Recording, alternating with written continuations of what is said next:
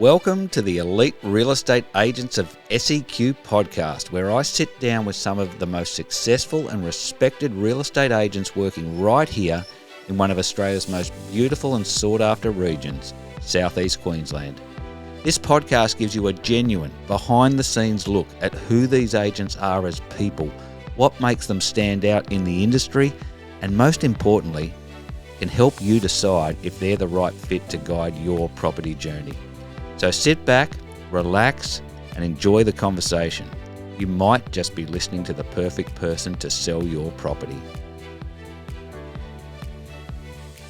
Hello and welcome to another episode of the Elite Real Estate Agents of Southeast Queensland. Now today's guest is Shane Conlon from Image Property, a specialist in Mudgeeraba and the wider 4213 area. He's got 11 years experience in real estate, and can you believe this? Over 200 five-star ratings, and his recent performance snapshot showed a 920k median price. And the thing that really impressed me was a 12 median days advertised. Can you believe that? 12. How quick that is. Shane's built a reputation on being quick, sharp, genuine, and very easy to deal with. Shane, welcome to the Elite Real Estate Agents of Southeast Queensland podcast. G'day, Adam. Thanks very much. Excellent, mate. So tell me, give me the journey. Where did it start? How did you end up in real estate? Yeah, I guess for me, growing up, being very competitive and chasing a dream of being a professional BMX rider, freestyle BMX rider, got to a point where I had a few injuries and that sort of started being a bit too hard to achieve, and I was also starting to get older. And I always said to myself that as soon as I decided to have a family, that the BMX dream would get put to the side, and I would have to pursue that career. Up until that point, it was fair game, travel, ride, have fun, do as much as I can. But obviously being a father was always high on the to-do list. Sure. And pretty important to me. So I actually broke my ankle the day I found out we were having our first child, and from that point I said, okay, well let's get a career, and real estate was always just in the back of my head. So I was just like, let's run with that to begin with, see how it goes, and I fell in love with it from the very start. Okay, great. Well, I do want to talk a little bit about the BMX because you were you were very good, weren't you? You were at a very high level. Yeah, I was. I was fully sponsored, travelled around everywhere I wanted to go. Pretty much got as high as you could within the Australian scene. The next step was the American competition scene, which was huge at the time. The big competition over there at the time, the series was the Dew Tour, which I got accepted to go and qualify for. Wow! And then X Games, obviously everybody knows that would have been the dream. Olympics weren't quite there yet, but I unfortunately tore my ACL in my knee about 3 or 4 weeks before I was due to fly out to the States. Really? Which was that in a bike? Yeah. Crash accident, whatever you call them? Yeah, just competing, and I just slipped a pedal and put my foot into the back of a landing ramp and hyperextended my knee, and there goes the ACL. So I actually still went to the States not realising I had a torn ACL. I just thought it was sore. I competed, but I just couldn't ride at the level, and my mental game wasn't there. So I ended up coming home, getting it fixed, saved again, and went to go again, and I actually missed out on getting into the qualifying for that because you had to enter it by a certain time and the spots were quite limited. Yep. So that year I missed out, and then the following year I went to go again, and I actually done my labrum in my shoulder for the first time. So I've had 2 shoulder reconstructions now. So that kind of just, for whatever reason, just sounds like it wasn't meant to be. Not meant to be, and I dwelled on it for a lot. I was going to say that would be pretty devastating. It was heartbreaking for a little while, but I look at my life now and my family, my kids, and where I'm at, and my future. Because BMX only, especially at a competitive, any sport at a competitive level, you are mid-30s, especially for a high intensity sport. Mid-30s is a very long career. Yeah. So I look at it now where I'm 40 this year, and it's like, well, I've set my life up pretty good to have a comfortable future. So sure. And my children as well. Okay. So where did the real estate journey start? Who were you working for? Who were you working with? Yep. How did you what was your first step into it? Yeah, it was interesting. I did a a training and all the certificate with a company up in Brisbane, which I was going to work at one of their offices on the Gold Coast. Didn't work out, and they actually told me that I'd never make it in real estate. Really? Which was quite interesting. But the way they operated was different from the way I operate now. I'm different ways of, I guess, prospecting, looking for listings. Yep. So a couple of weeks I didn't even bother. I was like, okay, this isn't for me. They kind of got me in, tubed me up, spat me out. And then I thought to myself, I'll go and approach a couple of other offices and just see if there's, if it's a little bit different. Someone actually suggested to me that there are different ways that you can do things, and that I definitely should go and look at some other options. So I spent one day, I dropped, I think, 7 or 8 resumes around Robina and Mudgeeraba, and I got 3 agencies that said, hey, would give you a shot. But 2 of them offered to put me on a retainer. One didn't, which was First National and Mudgeeraba. Yep. But I sat down and I met with Murray Duthie, who is he taught me pretty much everything I know up to this point. And I'm actually so grateful for meeting him. Him and his wife, Di Vandervalk, were just amazing people, and did so much for me that I chose to continue working the job I was working, which I was just doing an in-between job at a service station then. I worked in disability for a couple of years before that. And he said, come in for a couple of hours after lunch, after I'd finished my shift at the service station, and we'll give you all the tools. We'll tell you what to do. And he said, but I don't believe in putting people on retainers because they get comfortable. Sure. And I said, you know what, I like that. Let's run with that. I've got a job, and that way when I do earn some money, I'm not paying back a retainer. Sure. And that was nearly 10 years I was with them, and obviously Murray's still in the industry in a small capacity. Sure. And still really good friends with him, and appreciate everything he did for me. Sure. It's, as we all know as real estate agents, it's very hard when you first start out from the starting blocks with nothing, no name, no reputation, no referrals. You're doing it, as you've sort of said, part-time, essentially. How long did it take for you to quit the servo and go full-time? I think it was 9 months to quit the servo, but it started out, I would go in, so I'd work for the first, and I just had our first kid as well, so it was pretty full-on, but I would do from 5 a.m. till usually 12 o'clock lunchtime or an hour either side of that, 5 days a week, and it was from Sunday through till Thursday, and then I would go into the office afterwards, and then Friday and Saturday was full day. I did full days in the thing, so I effectively for the first year I think I only had 3 days off, and I just went all in, and it took me 6 months to get a listing. I had no data like your typical real estate agencies. Now they have a call list. I had none of that. It was literally Murray would print me out 300 flyers per day, black and white flyers.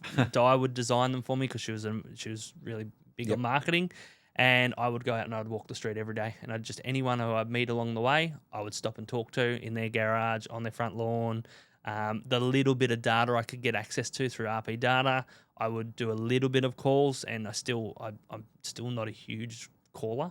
I still door knock. I still go out and I talk to people every day. I dropped 300 flyers this morning before I come in for this podcast. Wow. Up at 5 o'clock, and surprisingly, there's so many people out walking around at that time of morning, 6, 7 o'clock. There are people everywhere. So you can talk to people, and it's a very friendly way to approach people. And, that took me, I think, like I said, long-winded way of getting back to your question, 9 months. And then from there, it kind of just took off. I think I did maybe, I think I did about 5 or 6 sales by that 12-month period. So I went from sort of nothing and me going, this is getting pretty annoying. I just want something to happen. To then it just kicked off, and I don't think I've done less than, I think that year within a year after I did about 12 or 13 sales, and I've never done sort of less than that in my whole career. Okay. And Mudgeeraba's your patch? Yep, love Mudgee. So are you a local there? Have you lived there? Why Mudgeeraba? I think I fell into Mudgeeraba based on the fact that I was living in Merrimack when I decided I was going to get into real estate, and I went and just approached all the offices within a very close proximity to my house. I started with Murray. I was there for obviously nearly 10 years. So I just I listened to a lot of training at the very start. Went to a lot of training, and Aaron Shiner, a very well-known trainer in the real estate space, sort of suggested you find a patch of 1,000, 2,000 homes. I've got a patch of about 2,500. Yep. And he said you just become a household name in that patch. Yep. So I just stuck to it and just try to get to know everybody in that area. I still do. I do a lot of sales out of area now, just through repeat and referral work. Yep, sure. But yeah, stayed there. And interestingly enough, when I was riding BMX and I was living in Coffs Harbour, which I grew up in my teenage and early 20s in Coffs Harbour, I come up and competed on the Gold Coast. I had friends that lived in Mudgeeraba and had a skate park in their backyard in Mudgeeraba. Yep. So I used to come up and stay with them, ride their ramp, and it was funny. It's like it was meant to be. It's I still drive past that property all the time and go, I used to come up here before even. So for some reason, Mudgeeraba has just stuck with me, and I just like the community as well. Oh, it's fantastic. It's a great community. What is it that you like about Mudgeeraba? So it's got so I grew up, when I was young, I lived on dairy farms with my parents. Mudgeeraba's got that country community feel where people are quite friendly, get along really well. Mudgeeraba has been voted the most friendly town in Australia or in Queensland a number of times. Yep. They just last year got voted the best regional suburb in Queensland to bring up a family. Yep. And then I just like it. I know. Yep. You just feel it. Yep. You just feel it. I know. And we're getting some really nice cafes and restaurants and local. There's lots of things to do there that when you're a local, you get to know those sorts of things. Sure. So what do you love about the job? What do you love about being a real estate agent? Look, I like the thrill of the chase. Like Yep. it's the funny thing is that when the BMX dream was over, and it was a very tough thing to get used to. I guess not getting that. I'm a big adrenaline junkie. I love getting pumped up. I get excited. I can get very excitable at times. I found when I actually got into real estate and I got my first couple of listings, I got my first couple of sales, it was the same buzz I got from winning a contest or learning a new trick. Like I remember, I still, every once in a while now, I walk out of a listing presentation or I walk out of getting a deal together and I'm hitting the steering wheel like, yes, I did it. Yep. You just, or if you that. worked for it, you spent 3 years helping a person through the journey, like, from them, I have no interest in selling, Shane, but I'd love to keep informed with how the market's performing, and you stay in touch in a friendly capacity and just provide the information they need at the time. Yep. And you build a relationship with someone to the point where they call you and say, Shane, you're the guy. We want you to be the one that gets our house sold for us and for the best result. Sure. And that's an awesome feeling. You're like, okay, Yep. I've helped this person and this person actually trusts me. So Yep. that's a pretty cool thing. Sure. How would you describe your selling style then? Yeah, pretty relaxed. Yep. So I don't like being sold to. I try to treat people how I like to be treated. Mm-hmm. Hence why I don't like cold calling too much. Yep. It sucks, and it sucks when it's happening to you. Yep. But essentially, if I can help someone, obviously I've got to make a living. Of course. And I want to make a good living. I want to support my family, and that is all part of it as well. I'm not going to lie. Mm-hmm. The remuneration aspect of it is fantastic, but the whole helping someone from point A to point B, most people only do this a couple of times in their life. They don't know that it's not as simple as just putting it on the market and then getting it sold. Like I had one a couple of weeks ago where the deal was going to fall apart, but I had to talk to both solicitors, both buyer and seller, and we had to work out a way because this seller was pulling the pin on the deal, and this guy just put his house on the market, got a contract on it, and his bank had dropped the ball on getting his finance ready in time and had promised him certain things that they couldn't facilitate when we got to an unconditional situation because there was no deposit, and there had to be a way around it. And because I've had so much experience, I knew that the path to take. And I talked to both solicitors directly. I talked to both buyer and seller directly, and I explained the path, how we navigate this. And the seller was literally, he was inches away from pressing the button to can the deal. Yep. And the guy, I won't say his name, but he was an older fella, very, very stressful for him. And he shook my hand when it settled the other day. And you could see the tear in the side of his eye. I was like, Shane, I can't believe you got this together. I thought we're going to lose it. And that for me is the that's even right now I'm getting a little bit of goosebumps thinking about it because it made me feel good. Sure. And there's not many places you can go to work and you can get that feeling like you work a job you love. You're kind of not really working a hard job. It's Sure. I don't know how to explain that properly, but it's just a great feeling. Yep, love it. So, look, one of the things that I mentioned in the intro was how quickly you seem to be able to sell properties. Yep. Is there a secret behind that? Not a secret, but it's just about having the right process and strategy. And when I finished at First National, I was looking at different agencies, and I started working with Image. One of the things I really liked about Image Property was the training and the every little aspect of the real estate process is they've got a great strategy for it. And one of the great things about one of the not the great things, but one of the things about real estate is when you list a property, there's only a small window of time where it's new and exciting. It's like anything that comes out when there's a fad. There's everybody wants it until they don't, and then all of a sudden, fads die and things phase out. So, making sure that everybody knows about the property, who I have access to informing, who I've met in the past or even the neighbours, making sure that everybody knows the property is coming to market before it actually goes to market. Is critical. And, like I said, it's such a stressful experience. If I can get the deal, generally like to have 2 weeks on market if I can, but it's always at the seller's discretion.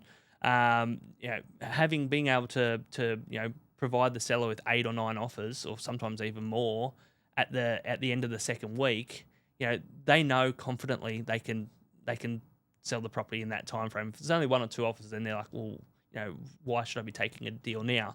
But the reality is we spend 2 weeks pre-marketing. Right. So that's knocking on all the neighbours' doors, doing your social media marketing, getting it on the local community page, realestate.com and domains coming soon databases. And then given the fact that I specifically focus on Mudgeeraba, generally speaking, I've met a lot of the buyers that are going to come to the next open home. So I just sold a property on the weekend. I've got another one coming up this following week. I've got 30 buyers I met at this property because it was such a long-winded process. Such a long process. It's actually 4 weeks, not necessarily 2, that I've been dealing with these buyers coming into the next one. They go, okay, well, I've already got 30 people, 40 people that I'm going to notify before it even goes live. And then, so they're there for the first week. They go to the second open homes. I usually do multiple open homes in the first week. I like doing Thursday afternoon, Friday afternoon, and Sunday mornings on the first week. Skip Saturday completely. Okay, that's interesting. Yeah, because every agent on the Gold Coast has an open home between 9 o'clock and 12 o'clock on a Saturday. My job's to help people fall in love with the property. So if they come at the ones that really like the property come at the the evening viewing on the Thursday or the Friday. They go and look at the 4 others they want to look at on the Saturday, and they come back on the Sunday all relaxed. They're not trying to drag a kid screaming through the property in 10 minutes and look and we're in and we're out. They come back on the Sunday in a relaxed. And it's a second viewing, and so they've probably get the kids looked after and really have a good proper look and ready to make an offer if that's exactly right. And rather than the quick through with everyone else around and I better jump in, not knowing necessarily it's. That's exactly right. So, like I said, given the fact that they've had plenty of time to plan to get to our open homes, sometimes we even do a VIP inspection for the people that we're already dealing with in the week prior. By the end of the first week, I'm finding we're getting anywhere from 5 to 10 offers on every property. And at that time, I have a discussion with the seller. Would you like to run another week, or would you like to look at exploring these avenues now? And it's always the seller's call. They'll ask me for advice, and I'll give them the best advice I can. But they make the call, and then sometimes we do the deal at the end of the first week, or we go the second week and go, and generally we've got a good handful of offers by then, and we're usually under contract by then. And the good thing about that for a seller, I guess, is building and pest and finance are always a bit of a tricky thing moving forward. When that many people have made an offer on a property, buyers are less inclined to. I understand when there are issues with the property that have to be addressed, but they're less inclined to make silly comments about the property or try and get discounts for unrealistic things, which buyers entitled to ask for whatever they want, Sure. which is and I'll facilitate that conversation. But if we have 10 backup offers, buyers are generally pretty comfortable. Like, okay, well, I'm not going to muck around over something silly. I'm just going to move forward. Yep, absolutely. And it saves a lot of headache as well. Okay. Tell me more about Image Property, because they're a bit bigger than I thought. I hadn't heard of them before, and we obviously had a bit of a chat before we went on air. But tell me a bit more about them as a company. Yeah. Look, couldn't speak highly enough about them. I when I was leaving First National, or when I made the decision to change, I'm quite loyal and I like to stay. I always stay with the same sponsor. I stayed with First National and Murray for as long as I did, even though I had people making me very generous offers. I wanted to make sure that the company I chose to go with, it was a company that I'd be prepared to stay with for as long as I did then. Sure. So I actually met a guy when I was looking to purchase a property, Benny Ratcliffe, who works the Varsity area. Right. Great fella. Really got a lot of time for him. I said, what's Image? And he goes, oh, mate, it's this company from Brisbane. Adam's he's a gun. He's he's done some amazing things in the real estate space himself. Adam Empricam, sorry. He said, look, he's working with a property management company called Image Property. They'd already had a sales arm for a couple of years. But Image are actually, based on reviews on Rate My Agent, and the number one property management company in Queensland, have been for, I think, 4 or 5 years running. Wow. And have a huge and very successful property management business. Then Adam got involved, and they've grown the sales arm, I think, over the last 4 or 5 years. And now we've got 100+ agents across southeast Queensland, and we're all working collectively. So with your big franchise models, I don't know exactly how each and everyone works, but technically, every franchise model, franchisees and licensees different from the others in those bigger companies. With Image, it's just one board of directors, and we're all working collectively. So I believe we're well over 100+ agents in southeast Queensland. And they recently opened up an office in Palm Beach, which is headed by Cameron Cullen, who was a gun up on the Redcliffe Peninsula, and he's running the office down here. And we've got some pretty big things in place. We've got some really good agents working for us. I think there's 5 or 6 of us in there at the moment.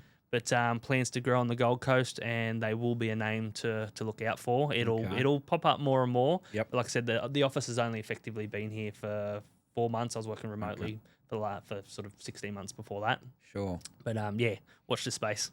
Okay. And have your results yourself improved since joining Image? Yeah, 100%. I think I don't know necessarily whether my results have changed as much, because I don't try and sell 100 properties here. I'm not focused on being number one. Yep. I've got a family. I like to spend time with them.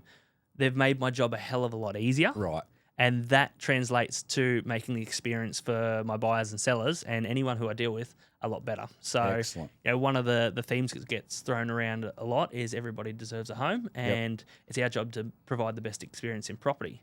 And hands down, the directors, filtering down to the sales and marketing coordinators, they are every day developing better systems and better tools for us to provide that experience for our buyers and sellers. And I know you might have touched on my reviews. The reviews back that up. Yep. So, well, what does a perfect client experience look like to you? Look, it's just trying to get there from point A to point B with the least amount of friction possible. Now, unfortunately, it's real estate. It's very emotional. It's highly stressful. So if I can take the pain points out of the process by knowing when to have a conversation with someone, knowing how to guide them through the process, then that removes those little pain points. And then when it comes to actually getting that deal across the line and signing that dotted line, well, with Image, we don't actually use paper. Everything is completely digital, which is one of the best things ever.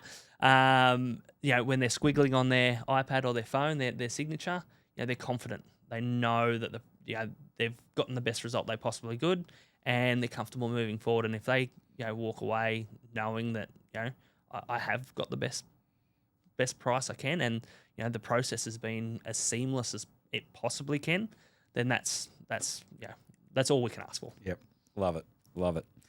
What can you describe a career highlight that you've had, a sale that you went the extra mile, or something that sticks out in your mind every deal you do has got its good and its bad. Yep. I can't say I've had one that I probably got my I got two stories just because you've just sort of sprung that on me, and they're the first two that popped in my mind almost at the same time. My first ever deal. Yep. This was, I guess, my make or break in real estate. The first deal I ever put together. The seller passed away between unconditional and settlement. Oh wow. So it was and my boss Murray at the time said to me, he said, I've never even dealt with this in my 25 years in real estate. And this 20 is years. your first one. And this is my first one. And that's like 6 months in. And I'm like, I said to him, what do I do? The son rang me and said, unfortunately, I can't remember the fella's name. That's terrible, but it was 11 years ago now. Yep. Had passed away. He was unwell, and I knew he was unwell. And we had a really hot night, and he passed away overnight. Poor fella. And it was had to go through probate, and the wills disappeared, and all of a sudden trying to settle this property it didn't happen. But I was lucky Murray jumped in and helped me because I wouldn't have known what to do, and the solicitors sort of sorted it out. But it took 6 months to settle. We organised for the sellers to move, the buyers, because they had just sold their property to move into this one. So the wife had moved out, and they went in under license, and then the family had to sort everything out after that. So that was my introduction to real estate. And then I did a deal a couple of years ago on Christmas Eve where I drove out to it was an hour past Boona. The people didn't have any. They went off the grid, sold their property. They bought a massive farm out there. They were completely off the grid. They didn't have a printer or a scanner. It's Christmas Eve, and I drove 3 hours out to get a contract signed, and I drove 3 hours back, and I got to see some of the, I guess, west of Brisbane, out past Ipswich and Boona, and parts that I've never seen before, which was really cool. Like I was like, this is not a hard thing to do, but that was just one of those out of the ordinary things. But to get the deal done before Christmas, I was like, stuff it. They were going to drive in just after New Year's. I'm like, well, I'm not waiting. The buyer might not be around. Yeah. After that time, so I was like, don't worry, I'm driving out. Give me an address, and I was like, that's a drive. But we made it happen. Did it? Good one. Yeah. All right. So, a few figures. What's I think we said your median house price. About 920. 920. Yep. Okay. Yep. What's the highest price you've ever achieved for a property? Yeah. So to be honest, I don't actually know. It'd be, I think it was about 1.55. Where I work in Mudgeeraba, it's not the most expensive suburb. It's not the most cheapest.